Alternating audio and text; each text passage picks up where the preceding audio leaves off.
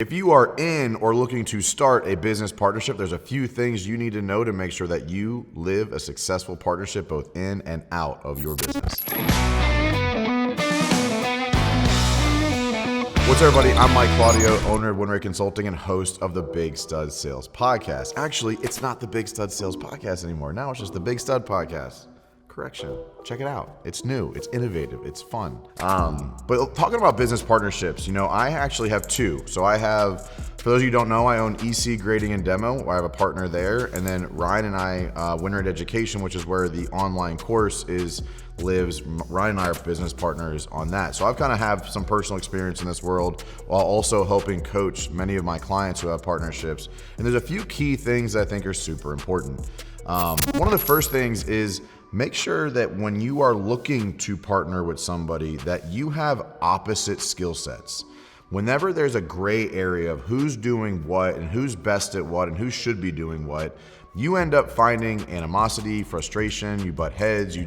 When you try to do what the other person is good at, or if you're both good at the same thing, you're gonna run into some issues. I mean, Avery runs equipment, I don't run equipment. Ryan's the video guy, I don't shoot video. I do my part of the business, right? I'm sales on the grading side, sales, marketing, and financials. I'm on the business side, right? Avery's running the equipment.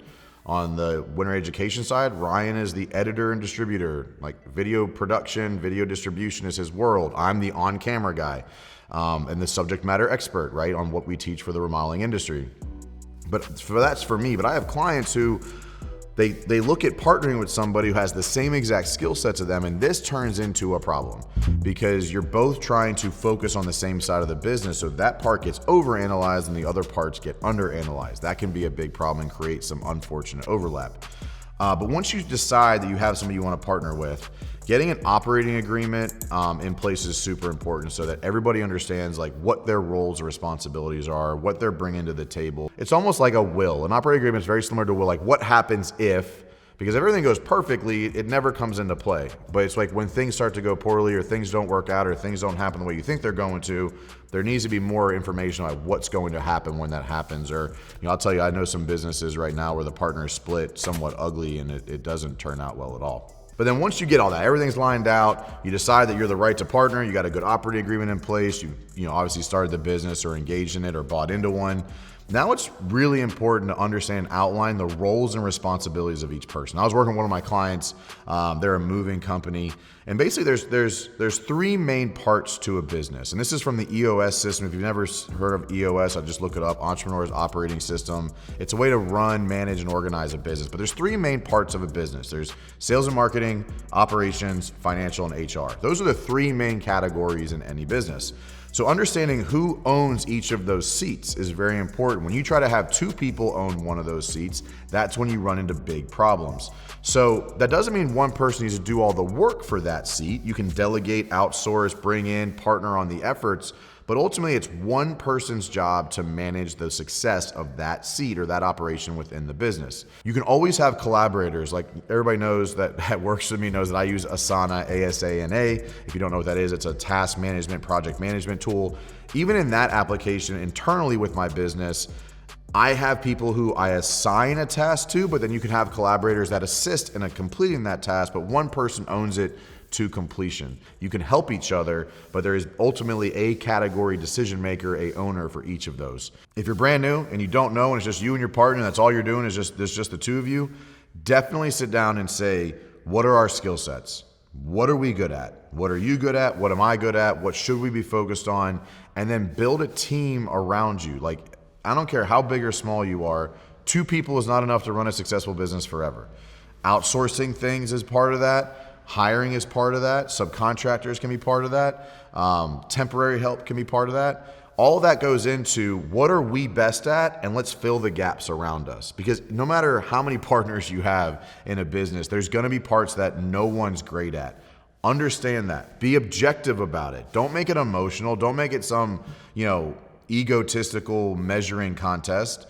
Just this is what we're good at, this is what we're bad at, this is what we need to fill slots for, this is what we need to figure out as part of making our business successful. One last thing I want to point out most business partnerships starts as friendships, right? You don't go into business with a stranger. It happens sometimes, but it's pretty rare. Making sure that you outline, hey, this is a business conversation. We got to leave emotion out of it. Or like, hey man, I just need a friend right now. Can we talk about something like personal? You don't want to constantly be bringing personal and business and overlapping them, because you're just not going to be as effective, not going to be as efficient, and not going to be on the same page as you want to be. So pre-setting the conversation of like, hey man, like I just need a friend to talk to right now. I just got to share some stuff with you. That's a non-business conversation. Or, hey man, like this is a business conversation. We got to keep emotions out of this one. That needs to happen as well. You can't be tiptoeing around each other and waiting to figure out what's happening, or like hoping the other person can read your mind and will figure out the subtle cues you're giving them. Like that's just not going to work. Like Ryan and I believe have a really good ability to communicate openly with each other about what we're going through, what we're dealing with, what we're thinking, what we're feeling. Overall, I mean, I am the more emotional of the two of us, without a doubt. And I accept that. That's just how I am. But it's also something he's aware of. And I think we've done a good job communicating and being open about things as they come up. Because look, our primary first business together did not go well. It did flop. We didn't lose money on it. We lost time.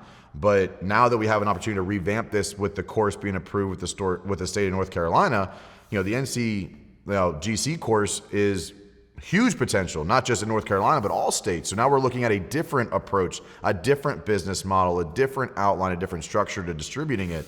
So we've had some changes, and I think we've done a good job communicating about that and setting up a plan to make it happen. But Ryan and I definitely balance each other.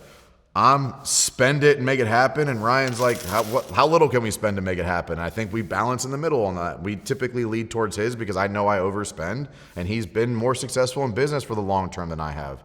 We have different skills and skill sets and abilities, but we definitely lean on each other, I think, for like what we know the other person's good at, and when it's something we believe we're better at and what we've talked about, we tend to lean in that direction for that person. So understanding what that looks like, understanding how to communicate, understanding how to set expectations for those conversations, and just setting the stage so that everybody knows what's happening, what's not happening, and who owns it, as opposed to having gray area, will set you up for significantly more success in that partnership, because you cannot prepare for what 2 to 3 years is going to look like. Things change, people change, situations change, availability changes, the money can change people. All of those things happen, but you guys have to, I say you guys, you and your partner need to align and try to stay on the same page as much as possible.